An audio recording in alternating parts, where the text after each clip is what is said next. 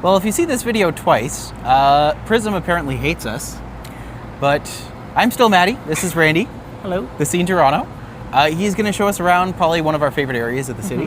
Definitely. And I'm excited. So am I. And now it's just working fine without a problem.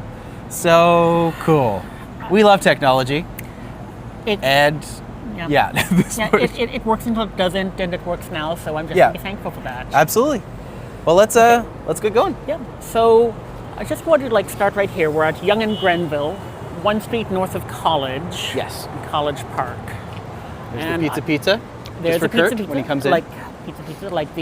Since 1967, it's still around. I guess we eat late night pizza. Somehow it's been here since 1967, despite not being very good. Indeed, yeah. Well, lowest common. Well, it's perfectly fine for certain locations, but anyway. Hey, Juanita. Hello. Sorry, we're a little bit of a delay today because everything was against us, but we managed to defeat them. Yeah, technology was being technological. Difficult. Yes. So we got there. We did. Thank you, Prism, for working finally. Thank you very much. I like working with you, Prism. So I want to start off with a little anecdote. Sure. I'm from Prince Edward Island. Delightful.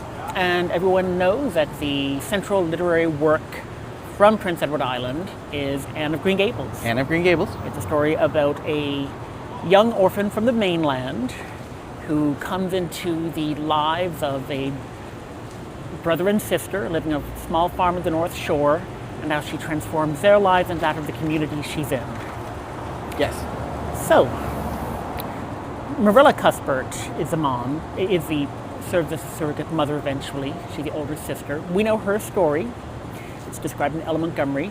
She's a woman who fell out with her beau, never got married, firmly heterosexual. But if you look at the novel, we don't know anything about the interior life of Matthew Cuthbert. Her brother, older, quiet, gentle. We know nothing about him. Who's he? Well, if you go online and take a look at fan fiction to see where the fans try to fill in the details, you see a pretty firm conclusion that Matthew Cuthbert is he's gay, he's closeted, what have you, living in a place and a time where there was no possibility of being out, where it was illegal. There was no possibility of organization. And he lived at a time and in a place where being out was simply not possible. Oscar Wilde actually did visit Prince Edward Island in 1882. I've read the article in the Island magazine. Most people didn't read him as queer so much as just flamboyant. And that was actually the same tour that took Oscar Wilde to Toronto. He lectured in Allen Gardens. Do you want to know what his favorite quote was there? What is it? Toronto is a great city Toronto will be a great city when it's finished. And looking at Wood Street, not quite finished. Not quite finished. I'm hoping with Eglinton Crosstown. So being out in late 19th century Canada just wasn't possible. For that, you had to go to the big cities. You had to go to Toronto. You had to go to Montreal. But even here, the ability was very limited. There was no possibility of being out. There were only very narrow and compact circles, often associated with the university, for instance. One lovely thing that I found out a few years ago was that Montreal actually had a brief queer zine, Les Mouches Fantastiques, the Fantastic Flies, that did try to agitate for some kind of visibility. It didn't get wide circulation, and the whole Second World War and the turn towards domesticity after the war, that changed things and forced a new repression. But Toronto, because it was a big city, because it had the possibility of at least relative anonymity, did allow for some things to get started early on. So I want to go and take us to the first of these places. Okay.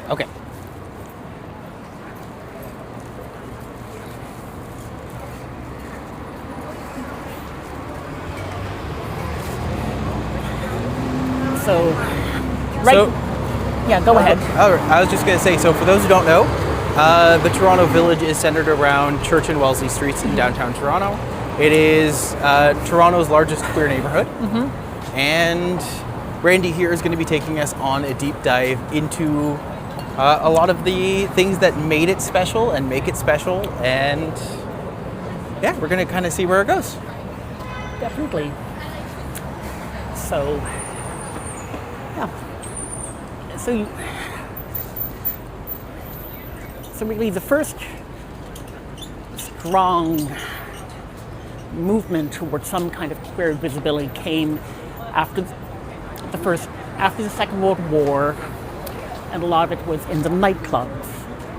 So here right now, at the base of this condo, we see the clock tower of the St. Charles Tavern.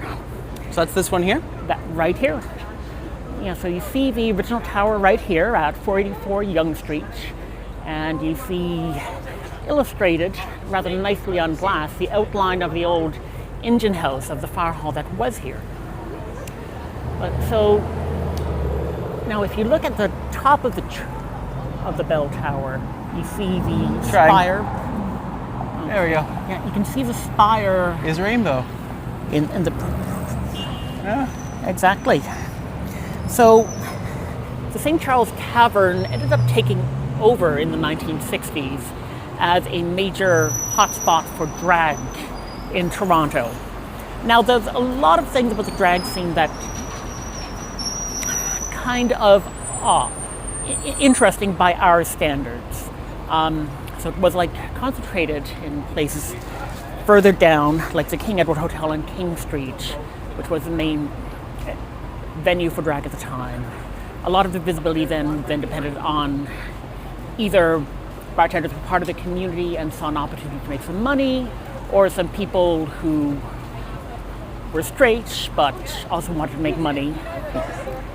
So after it shut down to the King Edward Hotel, it ended up relocating to the St. Charles Hotel, St. Charles Tavern, and that became a major center for visibility right on Yonge Street in the heart of downtown Toronto. Toronto the Good, as the city liked to be called. Now, we should note that like this kind of visibility was not at all associated with any kind of tolerance apart from your bill will let this stand so far as we are forced to let it stand. And even just to look at it now, like, oh yeah, they've preserved the front part for sure. They've tried to keep that history. Yeah. But behind that, you're just getting absolutely massive structures. Massive. So, yes, I mean, oh, welcome, Lisby. Good to have you. yeah. Randy's giving us a big tour of many different queer areas in Toronto. So, Yeah. And like one interesting, you might want to like pan north of Yonge along Yonge Street.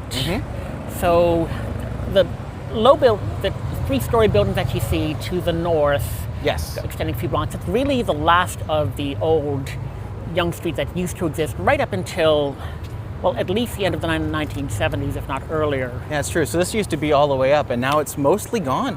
It's mostly gone. Like, I mean, like the rich texture of nightclubs, bars, restaurants, bookstores, and a lot of it's just evaporated in the face of development. Yeah. But I'm going to suspect that we're going to be heading that way next. we are going to right? be heading this way, yes. So the St. Charles Tavern, like a lot of visibility, but also a lot of violence. Yeah.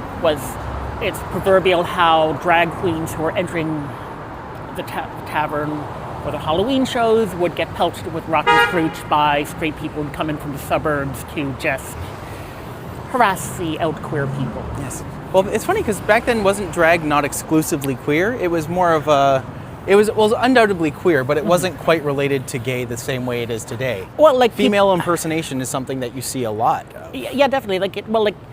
As far as I can understand, like a lot of it, people didn't talk about it, and it could get a lot pass under the radar. One thing that interested me, apparently, well, because in Toronto, under the then prevailing laws, the female strippers were prohibited. What they did do was have drag queens to act as strippers for straight men. I don't understand it. There's so much but like finding all kinds of loopholes. Yes. And here we are on Alexander Street, opposite. So this is the icon. Indeed, Buddies in Bad Times, the leading queer theatrical venue in, I'd argue, English Canada. Is it run by Sky Gilbert, or was he just one of the main? He was one of the people involved with it. He left a few years ago in the context of a very unfortunate fight. Yes. It's held under a very generous lease from the city of Toronto, essentially nominal. And I will say they have not produced any of my shows. Which is an oversight. That's one day. One day. One day. Oh. Yeah. And here we are. One interesting thing about this neighborhood is that so much of it developed in the context of a lot of the things I've talked about in other walks here. Like talking about like how Toronto, east of Yonge Street, was often neglected. Mm-hmm. And like one big thing of this lay, for instance, in real estate. Right now we are in the middle of a fairly substantial block of property that used to be held by the Eaton's Company. Like everything from Wellesley to Wood, over to Jarvis to Yonge. It was all in extremely poor condition, like just a lot of like old homes. Think Cabbagetown, but with less upkeep. Mm-hmm. Now Eaton's had bought all this because they wanted to make a big department store, and we actually do have a big department store on a portion of the land at College Park. But most of this was not part of the project. This is how Maple Leaf Gardens, for instance, was able to secure the form. Spot there. Yeah. Okay, that makes sense. Yeah, simply because they were like trying to develop, okay, this is a lot of land on the main street that we really need to develop. So they did that. And another thing that they did. Well, I say even just their creation of parkettes around here, like this is all new. This is the past 10 years? Oh yes, well like this parquet, I was here for the relaunch a year ago. Yeah. But like one really interesting thing to note is that this is where apartments really took off in downtown Toronto. Huh. And this was a huge thing. Now like earlier in the 20th century, there was not a lot of provision for apartment living at all. I don't know if you might remember like classic children's books like Eloise, people staying for long periods in hotels in New York City. They did that not because they wanted to stay in hotels, but because there really wasn't anything like an apartment building available. And Toronto didn't have apartment buildings for the rationale, which I suppose I can see if not agree with, that having apartment buildings would free people from the confines of family and let them do all kinds of scandalous things with regards to social norms. And over to here, we're passing by the City Park Cooperative. Yes. And that is actually really important in Toronto history because this is one of the first... It goes all the way down. Yeah, all the way down. It was one of the really big apartment complexes done in Toronto. It was designed by a Swiss architect, 4 towers, 15 stories in height, with more than 1,150 units, like the biggest complex in the Toronto at the time. And this is one huge reason why why Church and Wellesley became a gay neighborhood. Because here were these apartments, perfect apartments, wonderful modernist places, great design that allowed people to have good lives without having to be suburbanites, without having to be in the closet. They could just come, find an apartment, and live their life on relatively advantageous terms. And this naturally appealed to queer people. because this allowed them privacy. And that's one reason why you didn't have gay rights kick off in, I don't know, like in late 19th century rural Canada. There was such a tight social fabric that it didn't allow for much deviation. Here, in the apartments of this that were built in this once neglected area, you did have a chance for privacy that really wasn't available in Toronto before this point. And of course, the city park complex, now run as a cooperative, was followed by many more. Yeah. I mean, this did take off as one of the big high-rise areas in Toronto. Yes, and this is, of course, the infamous Vaseline Tower. Indeed, lovely round tower. And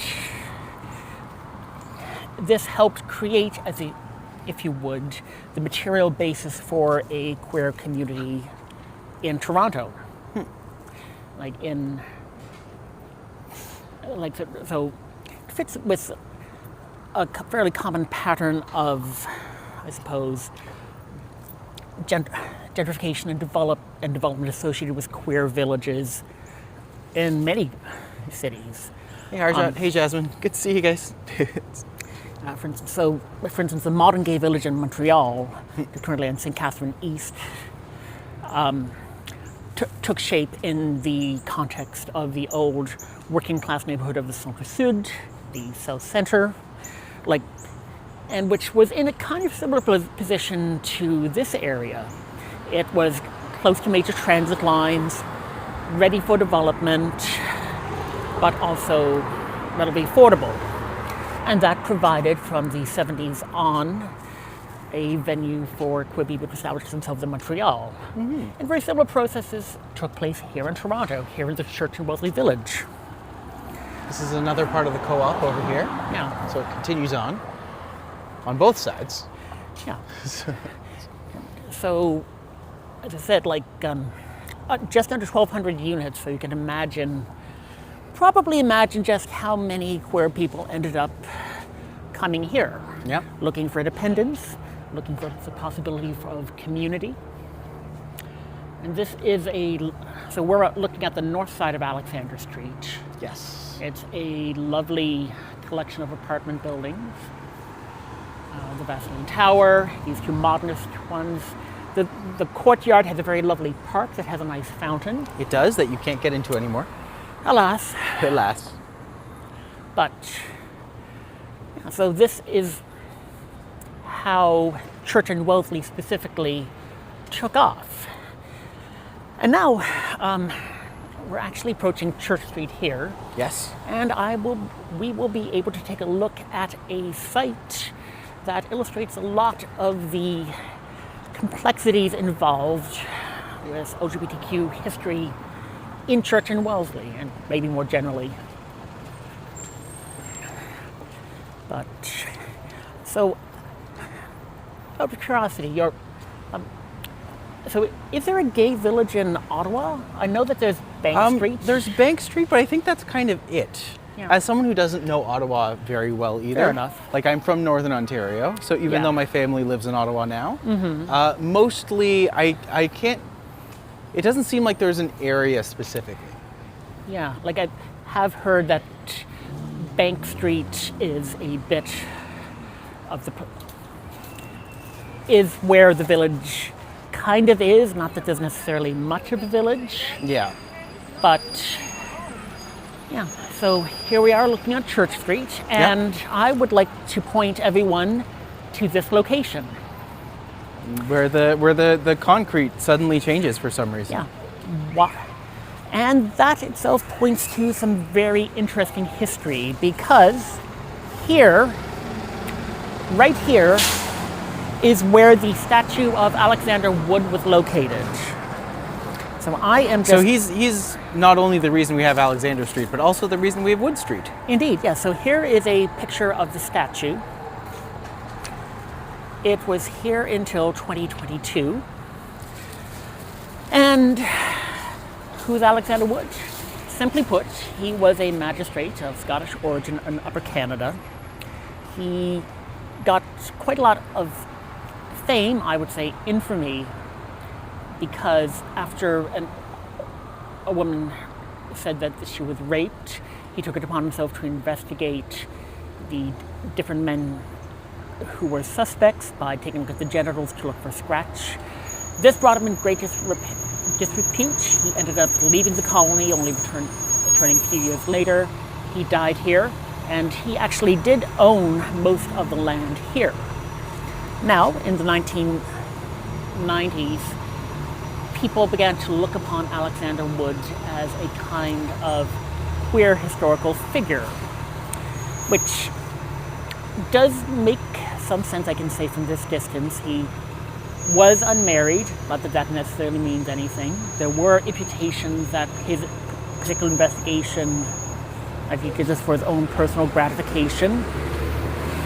I can't really speak about the history because he simply None of us were there. None of us were there. We don't have the documents, but we did get the statue here. Yep. And it was definitely a landmark of Toronto, like just Alexander Wood looking off in the distance, people coming.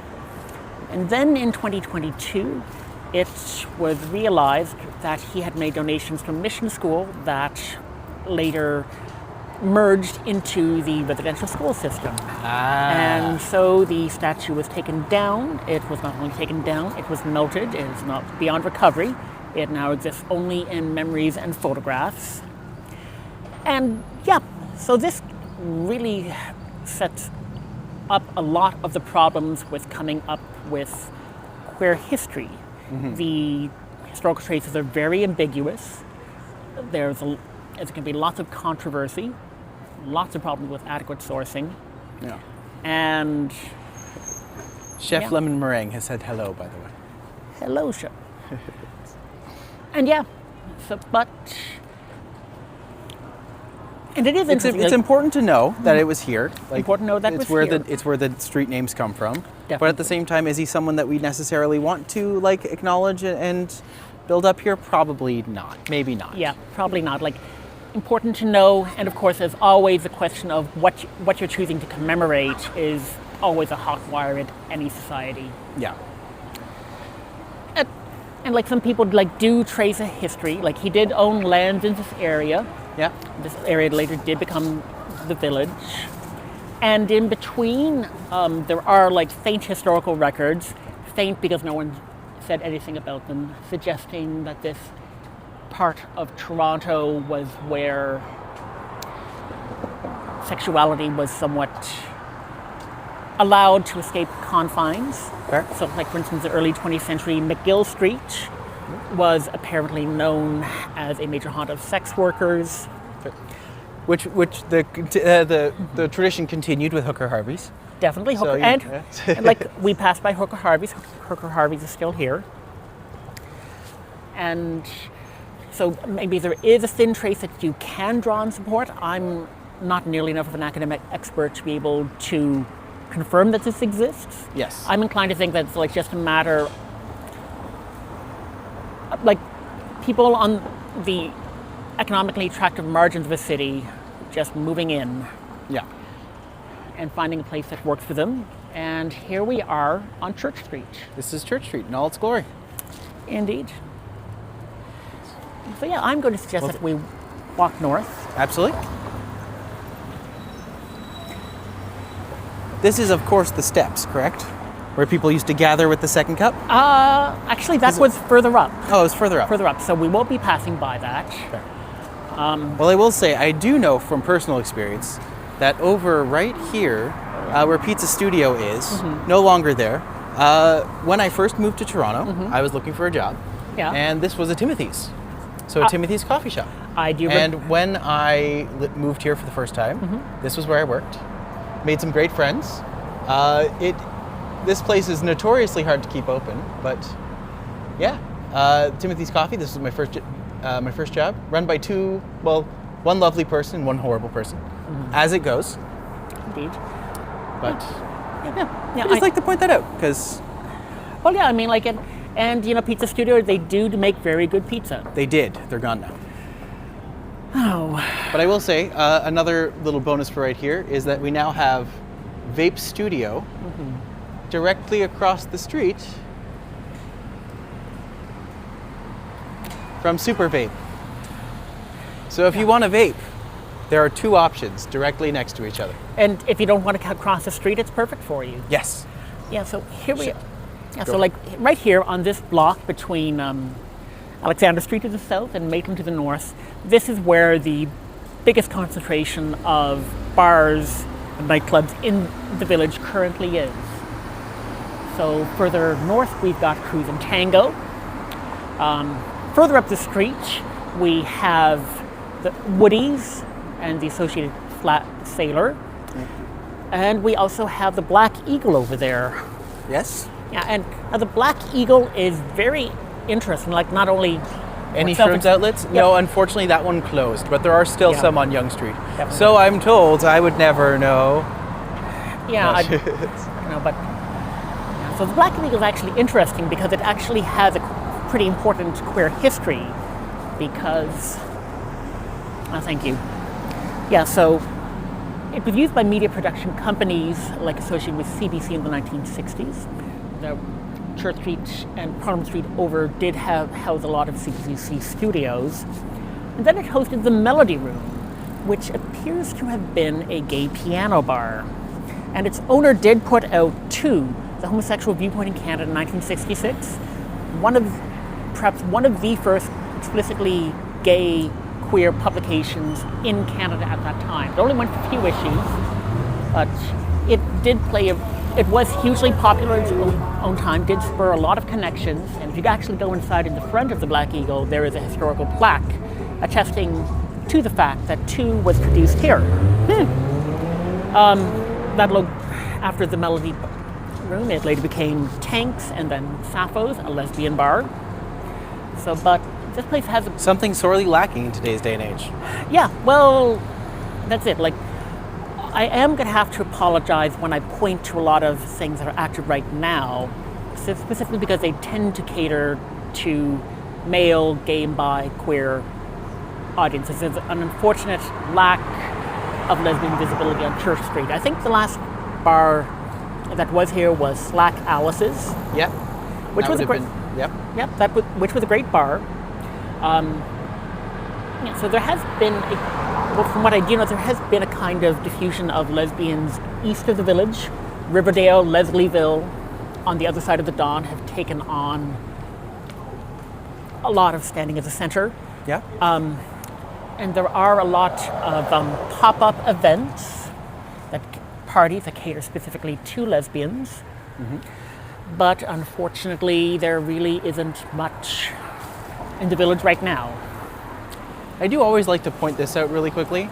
Oh. This unfortunate bar right here. When I moved here, it was a new bar every other week. And it tried so hard. But just whatever about this space was absolutely cursed and they could not keep the doors open. Yes, So- and I do understand that the owners, they actually live above it, and they had problems with a bar that was open past midnight, which you kind of have to be. As a bar, that's kind of an important part of it. Indeed. So looking is- at Cruise and Tango, the center of the Toronto drag scene, I'd say. Yeah, I think that's safe to say. Yeah, It's baby's first gay bar, definitely. as I lovingly Wow, call. very neat. Cool. It's a beautiful location.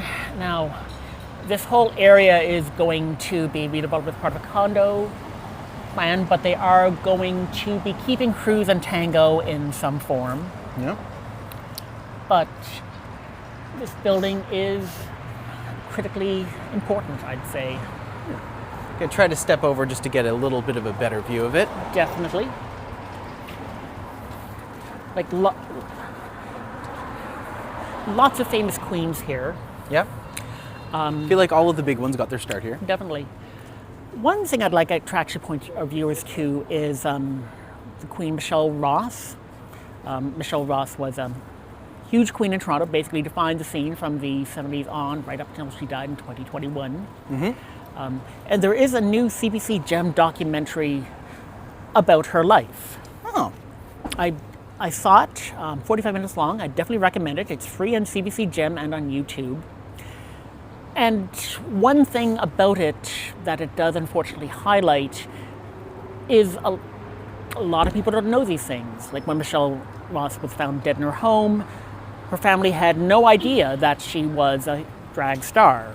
Huh. Or didn't even really speak of the fact that Earl was gay. Like just a lot of compartmentalization, unfortunately, which is a shame because like Michelle Ross is an icon. And For those who don't know, I'm sure Queer as Folk was the TV show that was filmed in Toronto. Was that what you were getting to? yeah, definitely. Oh, yeah. And I was like just pointing to Woody's. Now look, one interesting thing that pops out if you take a look at the architecture on this part of the street is that a lot of the buildings are subdivided. This was presumably at one point this was a big commercial place that has later been subdivided between, I count at least 4 different Establishments, possibly 6, probably more like that. And actually, if you look north at O'Grady's, which has a very good, pub menu, you can see that's actually it serves its function, but you can see that's actually half of the building, the southern half getting lopped off. Yeah. Interesting. I never actually noticed that before. Yeah. And so like now, right now we're coming up to Church and Wellesley, Church and Maitland, sorry. Church and Wellesley was more the center of the village when I first visited here in 2002, moved here in 2004. Oh, I will say, for those who are interested, that space up there with the Halloween circle, that was the shroom dispensary. And they shut down on the last crackdown wave. So, you know. Yeah, I have. Yeah, like I don't like the very partial and limited effective decriminalization of shroom dispensaries. I mean, like, put the legal infrastructure in place or not. Be consistent. Yeah. But right here, you see one And it's so expensive. Sorry, what? No. But right here you see one of the rainbow crosswalks in the village. Yes. There are trans crosswalks further south at Wood Street. But yeah, like these crosswalks, this is basic what I would call the effective part of the village now. Yeah. As it has migrated over the years. Back in the 60s and well into the 80s, it was concentrated in Yonge Street. More recently, it got concentrated on Church Street. These days, it seems to be moving south, and which is interesting. Shall we cross? Yes. Sure.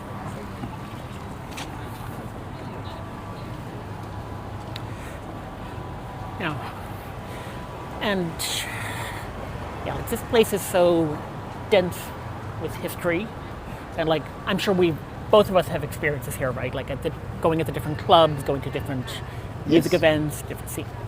Very active. Unfortunately, a lot of it is escaping archiving. Yeah. There's one lovely book, Then and Now, by Denise Ronson. She's a Toronto writer, DJ. It's a beautiful book talking about her history, living with all kinds of clubs, working in all kinds of clubs, especially queer clubs from the 1970s on. Brilliant reference book. I wish I had bought it because soon after it was launched, the publisher went under. The book hasn't got rights elsewhere, and the only copies are available used online at Amazon and eBay for $500 a copy. So if someone wants to give me that, that's great. Unfortunately, that's a part of the history that really Toronto, that's a problem with a lot of villages. No one is taking proper care of the history. The archiving. And the history that is done, it's often rendered inaccessible by copyright, what have you. So we're going to walk further north as soon as the light changes. Not right this instant. No, that wouldn't. But soon. Yeah. But, yeah, so like looking north, I really do like the skyline, ever changing as it is. All of the Well, it's also really funny to see like how to the left it's so dense with just construction. Definitely. And to the right it does open up a little bit because it's more of the residential areas that have been there for a while. Yeah. So. But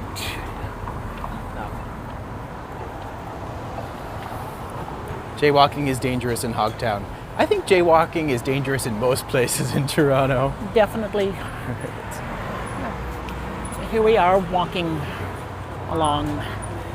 This is always changing. Yep. Yeah, so I'm just trying.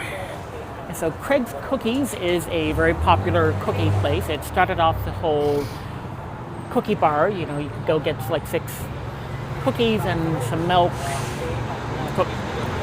But yes, so around here was one of my favorite bookstores. This ain't the Rosedale Library. It was a lovely bookstore, independent, great selection of queer literature. Unfortunately, it got priced out because of rent, moved to Kensington Market, and evaporated a few months later. Fair. That is a common thing, is a lot of places that are here have essentially evaporated over time. Yeah. But especially because like the rents are so expensive that it just kind of takes over. Yeah, well, I do like to point this one out. Oh, yes. This is the Well now. Before this, it was Statler's. And it was a lovely piano bar where every Monday they would have a musical theater night. And we would be able to like go in, you could request songs, and Donovan, who still plays around the city, he's probably one of the preeminent piano players, period, in this town. But just would do that, and he was just incredible talent, incredible person. Yeah, he's great. Just wanted to point that out because it's often forgotten, and there isn't really any place like that anymore.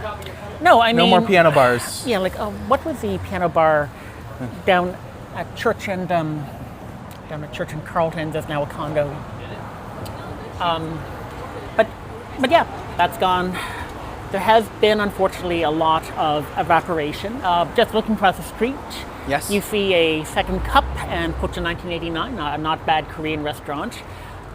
That is where Zelda's used to be. It was Yes. a long-standing club that was a very popular drag location.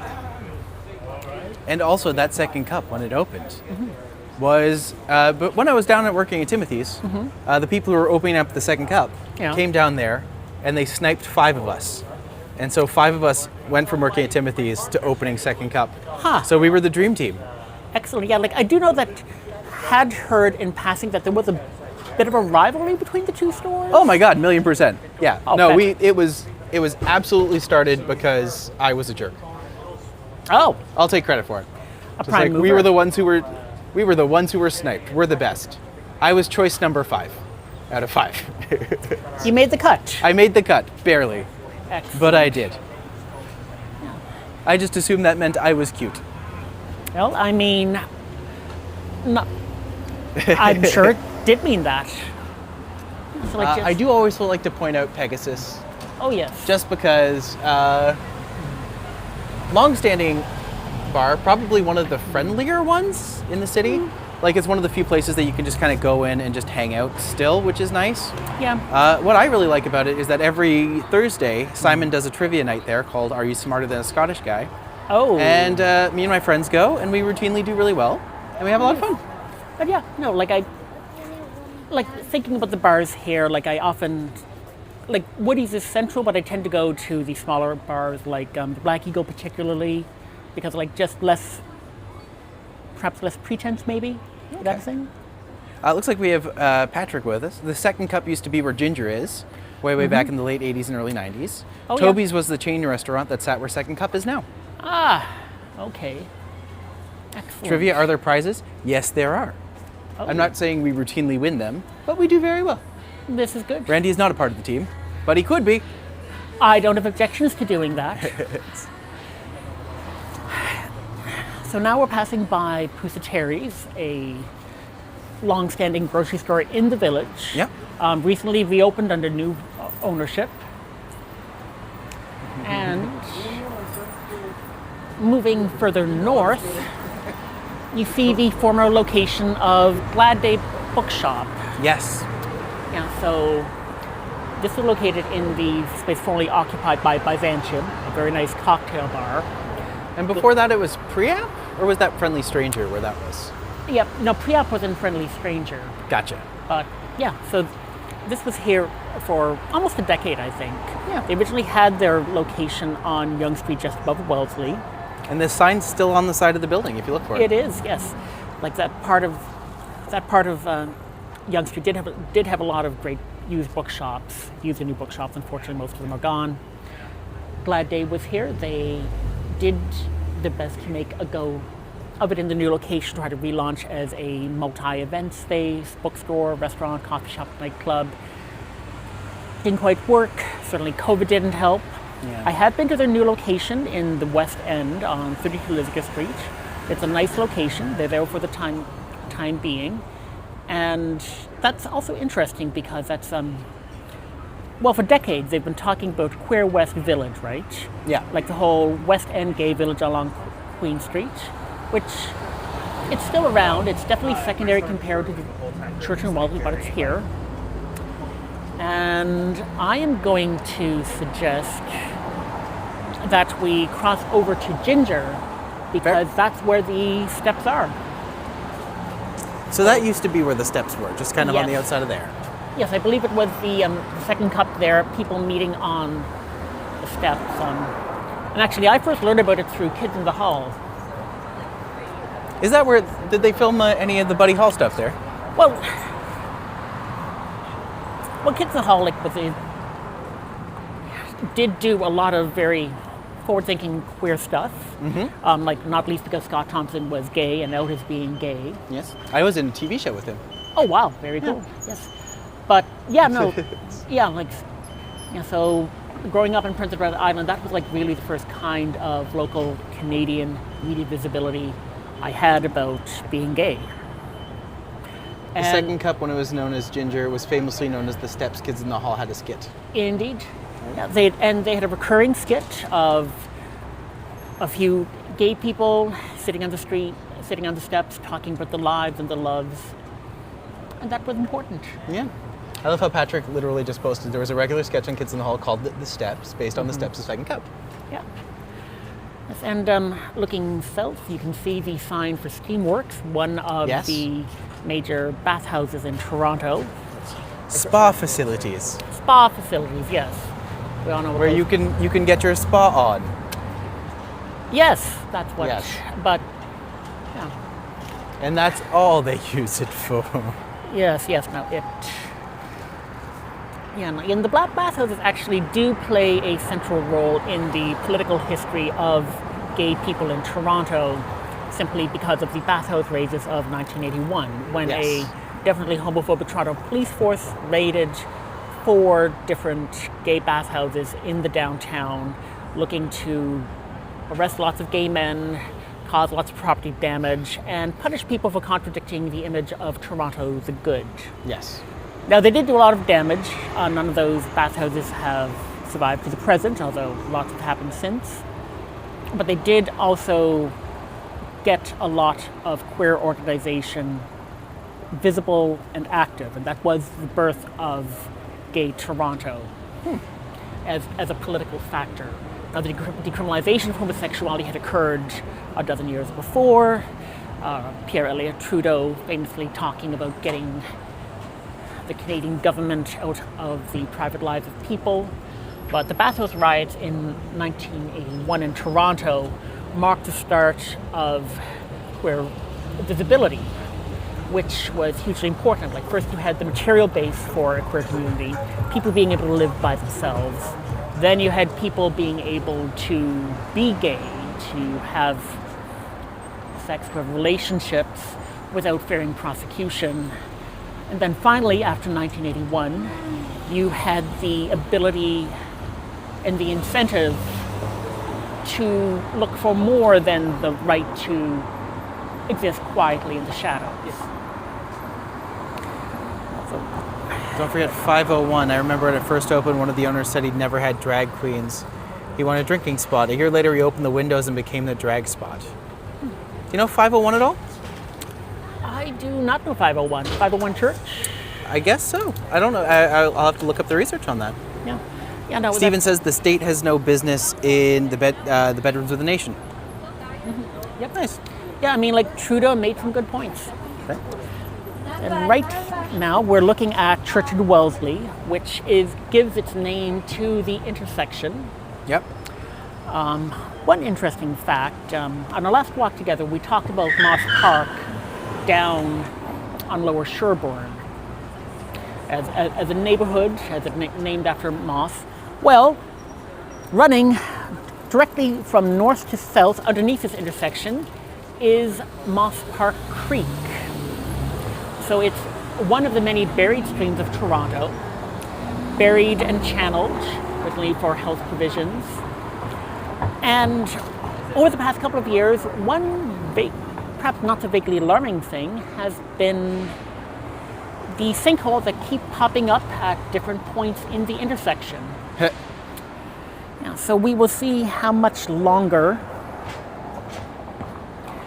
this will be. I have heard that the Toronto City Works is just trying to keep it going until condo development at this intersection forces the reconstruction of the intersection. So looking to the northeast with another pizza. Of course. You see that. Kurt loves that. Yep.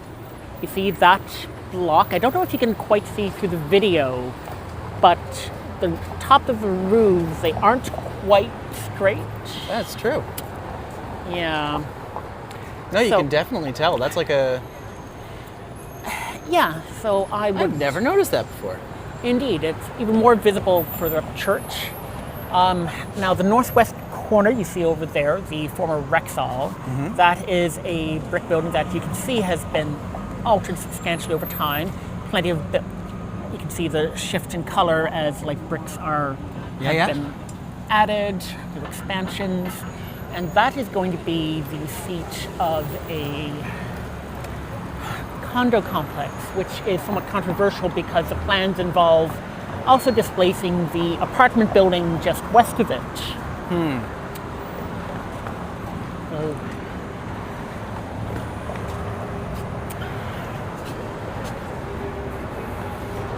So, and like one thing you see, that is a mural of Priyanka, the first winner of Canada's Drag Race. Yeah, so Priyanka, the first winner of the winner of the first season of Canada's Drag Race. Like one neat thing about the village is that there is a lot of mural art. Yes. The Church Street Mural Project. I was actually going to suggest we cross right here. Sure. So I can show one example that I always like. I used to collect pins when I was younger. Yeah, so advertising Halloween on Church Street. Yes, Halloween on Church Street's a big deal. Indeed. Oh, we were just talking about Slack Alice. Oh, yeah. Yeah. Yeah, no, Patrick was just pointing out how up by the window it used to be Slack Alice. Just like definitely, yeah. Yeah, that was one of the locations. And so you see, this art is mostly maintained by the BIA, the Business Association. Now, Church and Wellesley actually does stand out as one of the first neighborhoods to develop a BIA. Basically a consortium of business owners who are engaged in the development and the maintenance of the neighborhood. That was copied pretty widely in Toronto, and it's a pretty standard feature. Yep. And over here, yes, so this is a mural I quite like. Hashtag Pin Button Pride.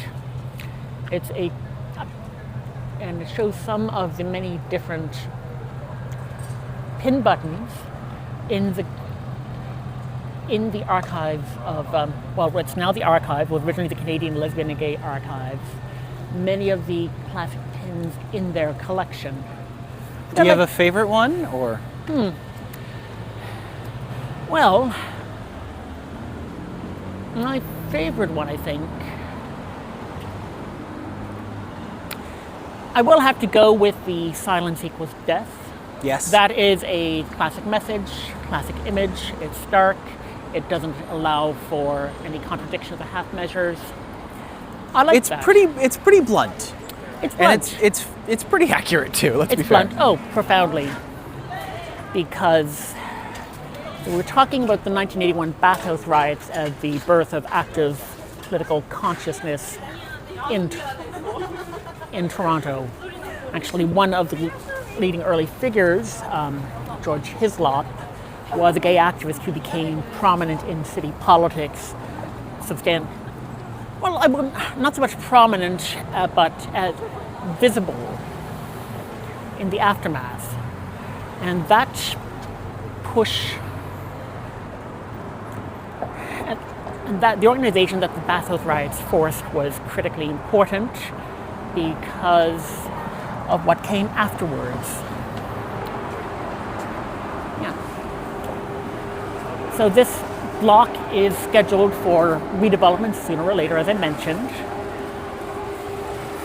One very nice thing that I like is the window gallery, which has a changing cast of art put on by different queer artists. I mean, to be fair, that's a really cool idea of just paper birch. Yeah. I mean, like it's a great idea. It's a really it's smart. Yeah, it's a really smart little exhibit. And like it's a great way to make use of commercial space that otherwise would not be used.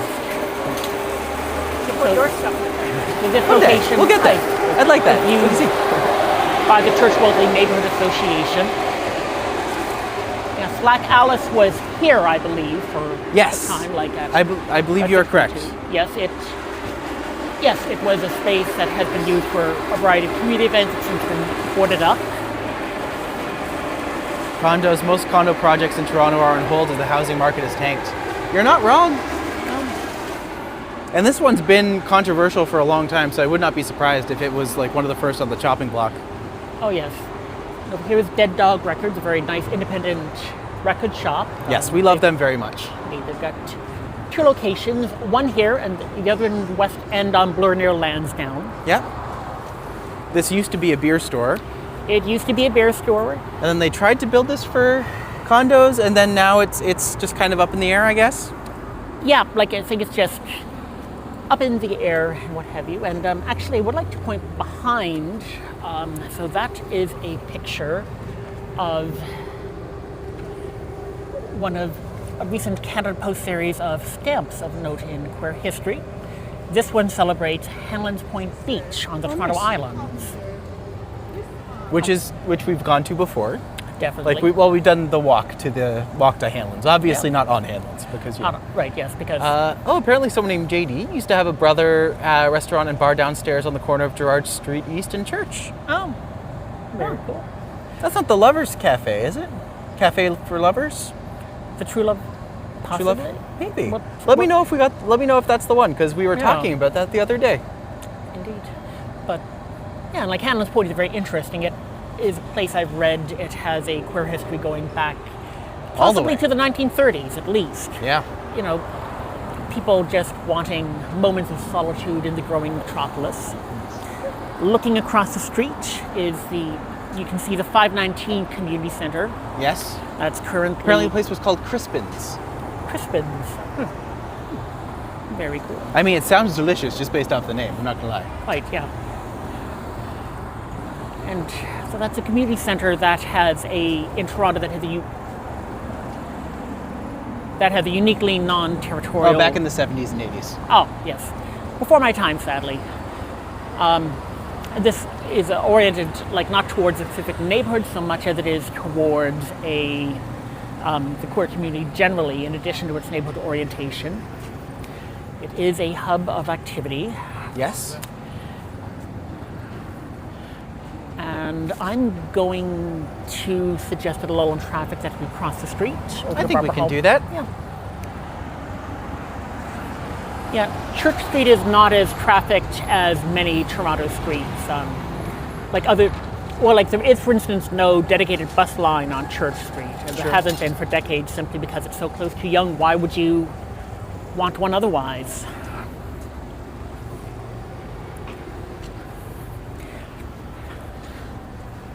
So this is the infamous Barber Hall Park. Yes, Barber Hall Park, which is currently in a state of repairs.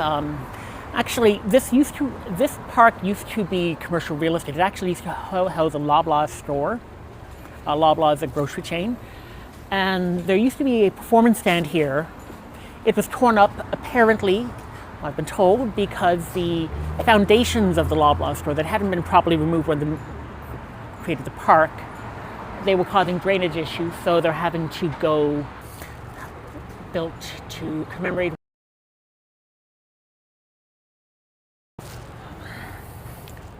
Yeah, it is a lovely mural by John Aroja. Well, apparently Crispin's was a small bar connected with Buddy's. Okay. That's really cool. Very cool. Yeah. Yes.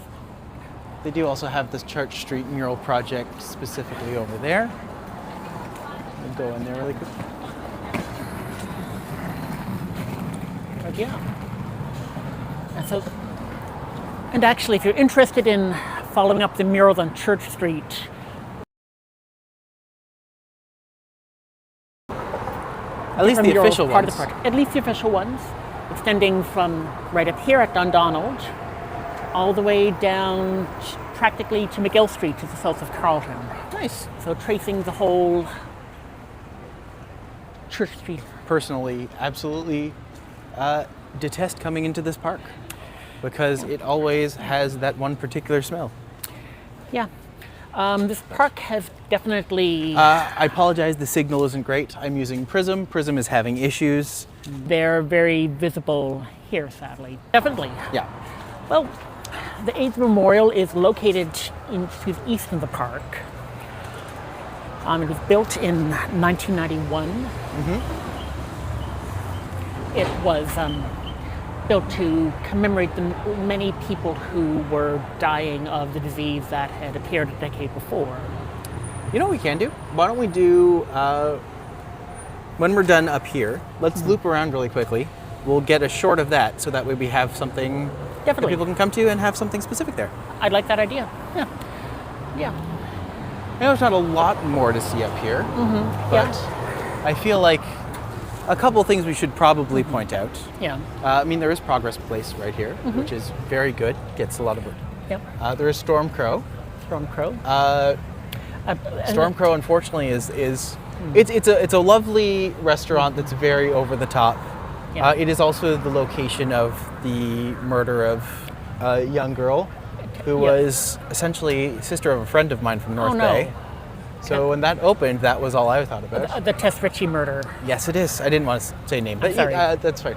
But we also have Out on the Street, which is where I met Randy. This is true. We worked there together. Indeed. I mean, you worked there. I worked there. I kind of worked there. I set the music. I was the DJ. You did DJ. You had very interesting DJ tracks. We only played like a couple Star Trek songs. It's fine. Indeed. And well, the musical was a great innovation in music. Yes. One thing I would like to mention, the north half of Storm Crow, that used to house Slack Alice. Yes. It was there before it moved further down. Interesting. Yeah, this was like around 2005, 2006. So I would like... Hey, Chris, good to see you, buddy. Would like to... The neon, well, they had the drag queen... The like pumpkin. The orange pumpkin. Yeah. They had that for the longest time in the gay archives. They do an excellent job of preserving all kinds of historical information and ephemera. Like, we always like a reminder of the current continued usefulness of the village is this beautiful mural. So it's a mural done by the artist Keisha Tobias, and it's a mural commemorating the life of Sarah Hagazi. Sarah Hagazi was an Egyptian woman, a lesbian, who was famously photographed at a performance by the queer-friendly Lebanese band Rashru Leila, waving a rainbow flag. Aww. For that, she was arrested, she was tortured by Egyptian authorities, she later became a refugee in Canada, but unfortunately the trauma was too great and she died as a result.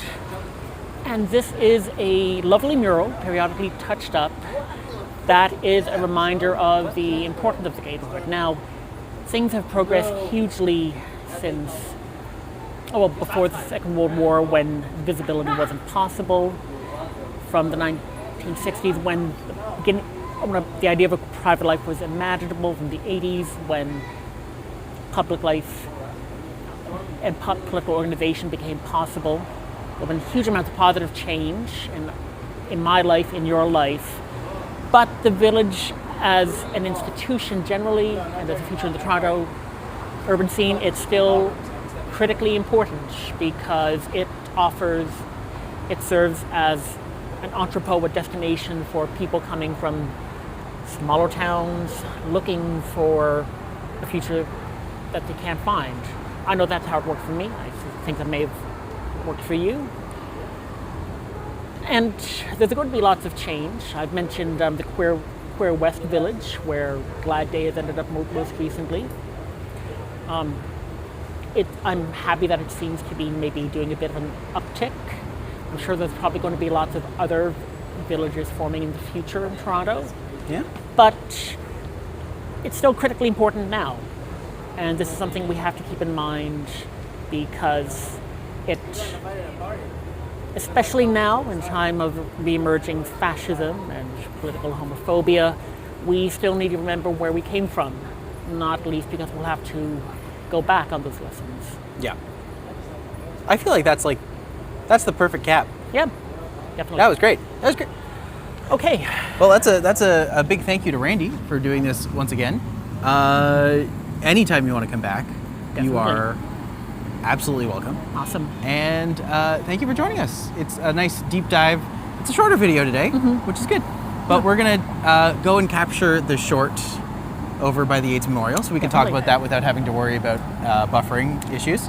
But yeah, thank you so much, everybody. It's been great. Oh, thank you, Chris. I'm glad you liked it. Hey. And we'll have Randy back probably next week at this point. Thank you, Jazz. And if anyone wants to book Randy for a tour or me for a tour, reach out and let us know. We are in Toronto, we love the city, and we want you to show you all around. So thank you very much for joining us, and we will see you all very, very soon. Bye. Bye. Okay. Oh. Yeah.